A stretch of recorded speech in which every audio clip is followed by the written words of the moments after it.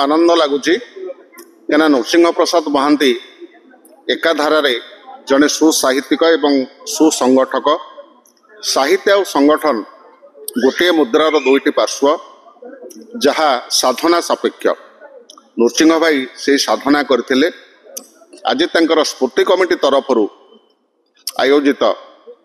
आमर तृतीय श्राद्धवार्षिक अवसर रे एवं पुण्य विवेकानंद जन्म जयंती तिथि आम एठी साहित्य आसर करी साहित्य आसर रे मु वक्ता भाव जोगदे निजक बहुत धन्य मन करुँच अनुष्ठान को बहुत कृतज्ञता जनाऊँच। अनुरोध बहुत आनंदित करिछि आ विशेष मु धन्यवाद देवी ए अंचल जो स्मृति कमिटी तांको उद्देश्य करिसंती तांकर निष्ठा उद्यम जोगु यही स्मृति बंची पारी। तेणुक नृसिंह महांती से प्रकार समस्त त्याग करी परिवार छाड़ी पुओ झील से कथा न बुझी से कौन करते ना से साहित्य प्रति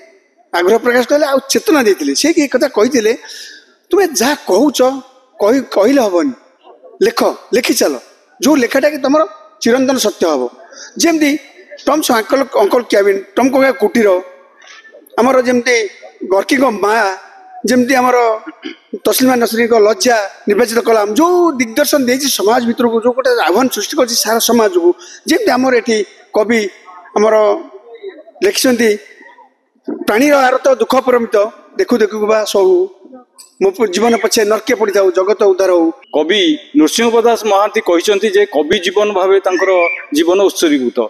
कविर भाव एमिति जे से दुनिया को परिवर्तन करें जमीती कि स्वाधीनता संग्राम कवि मानकर आविर्भाव जो लेखनी चालन जो स्वाधीनता संग्राम आम आज भारत स्वाधीन हो पारि तेणु से निश्चित भाव साहित्यर किसी प्रभाव अच्छी साहित्य प्रयोज्य एवं ये सभार आज जोगदे मु कृतज्ञता मन कर साहित्य अंचल बंचे।